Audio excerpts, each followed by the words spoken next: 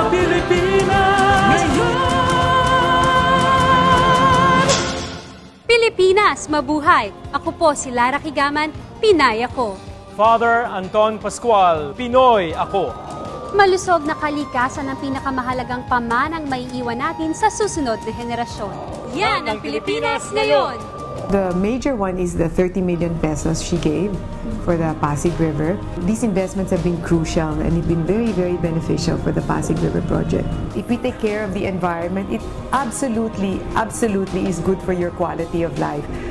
Sa pagre-recycle at maayos na tambakan ng basura, nilinis na ang paligid at okay pa ang kalusugan.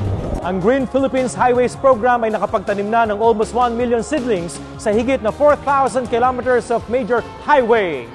Bawas ang polusyon sa mga kalsadang may mga puno at malilim pa.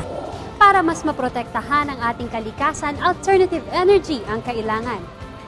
Maraming batas na pinapatupad ang Environmental Management Bureau. Isa dito yung sa Clean Water Act, Clean Air Act, Solid Waste Management Act. Makiisa sa pagsagip ng ating kapaligiran dahil ang malusog na kalikasan ay pamanang di mapapantayan. Yan ang Pilipino, kaya natin sa Pilipinas ngayon!